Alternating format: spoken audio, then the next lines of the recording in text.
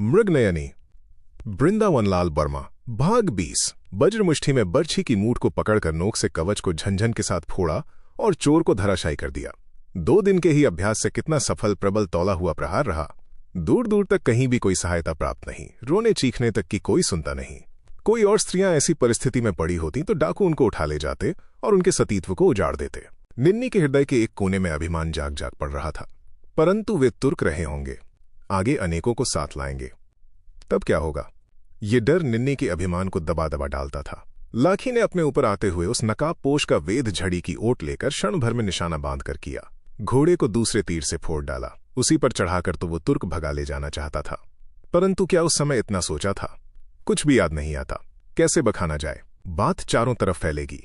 यदि तुर्कों की फौज चढ़ दौड़ी और खेती पशु और घर मिटा दिए तो लोग कहेंगे इन लड़कियों ने ही सब सत्यानाश खड़ा करवाया। लाखी ने सोचा।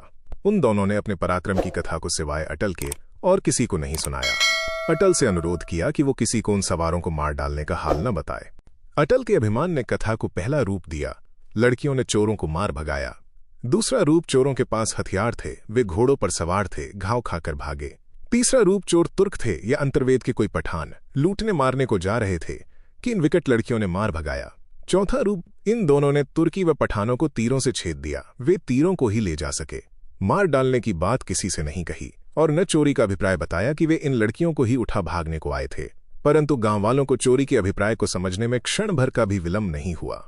उनको शंका हो गई कि फिर कोई बड़ा हमला होना है और फिर वन कंदराओं में मरने खपने या अधमरे हो जाने की बारी आनी है।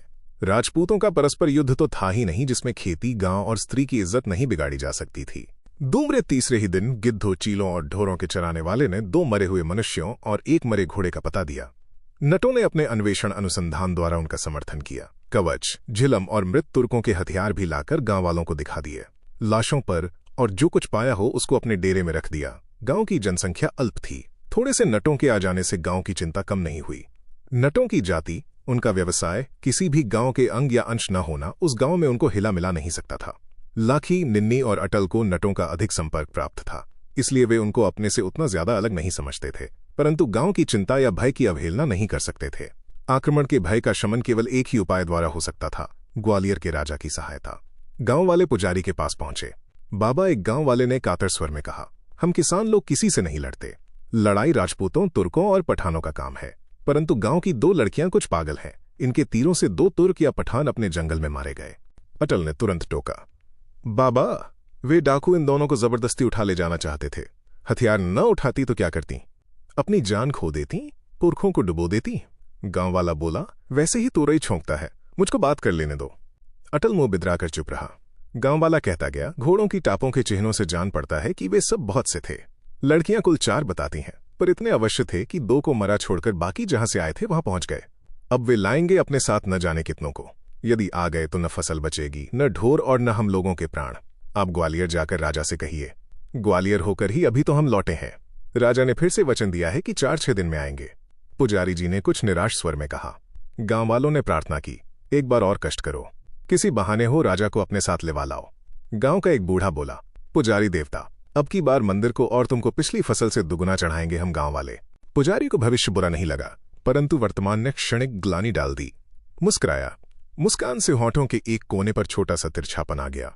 अटल ने तुरंत कहा, पुजारी महाराज को लोभ लालच दिखाते हो, जो संसार छोड़े हुए इस फूल के मंदिर में अपने पोथी पत्रों समेत पड़े रहते हैं। वो किसके लिए? हमारे अनाज की चढ़ोतरी के लिए? पुजारी को अटल की बात अच्छी नहीं लगी। की थी उसने चाटुकारी, परंतु पुजारी को गड़ गई मन पर उसका प्रतिकूल खुद गया।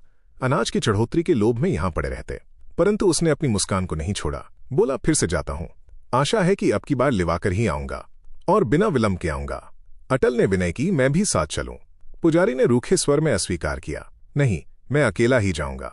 3 दिन के बाद पाठ पूरा करते ही चल दूंगा। गांव वाले आशा और उत्साह के साथ लौट आए। नटों ने विशेष उत्साह प्रकट किया, परंतु सोचा टिके रहें या राजा के आने के पहले कहीं खिसक जाएं। लाखी और अटल ने टिके रहने और राजा के सामने अपने खेल दिखाने का आग्रह किया। गांव वाले फसल काटने पर पिल पड़े। पकने में थोड़ी सी कसर थी, परंतु वे और अधिक नहीं ठहरना चाहते थे। अटल ने भी काटी। सबने पास पास खलिहानों में रख ली। अब की बार खलिहान जंगल में नहीं बनाए। अटल ने निन्नी और लाखी को जंगल में जाने से रोक दिया। वे दोनों गांव के पास पलास के वृक्षों पर बर्छी चलाने का अभ्यास करने लगी। गांव वालों को अब उनका यह अभ्यास ज्यादा कसकने लगा।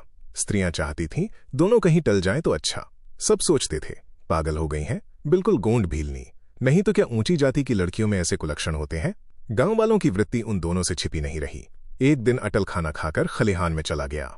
वे दोनों हथियार लेकर खलिहान से कुछ ही दूर बर्छी चलाने के अभ्यास के लिए निकटवर्ती पलाश वृक्ष समूह के नीचे पहुंच गई। बर्छियों को पेड़ में टिकाकर छाया में बैठ गई। लाखी ने कहा, यदि हम लोग हथियार चलाना न जानती होती तो वे लोग हमको छोड़ देते, हमारा सर्वनाश हो जाता तो गांव वाले क्या करते, क्या कहते, रोते कलपते और क्या करते। निन्नी बोली, स्यात रोते भी नहीं, हमारे भाग्य को 2-4 गालियां देकर अपने अपने काम में लग जाते।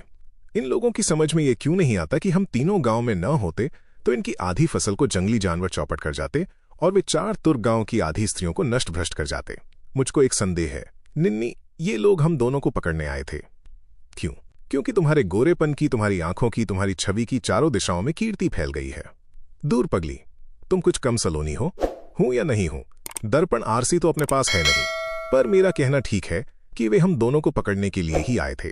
यहां से ग्वालियर चल देना अच्छा होगा, फिर सांक नदी, जंगल, शिकार और खेत ये वहां कहीं मिलेंगे।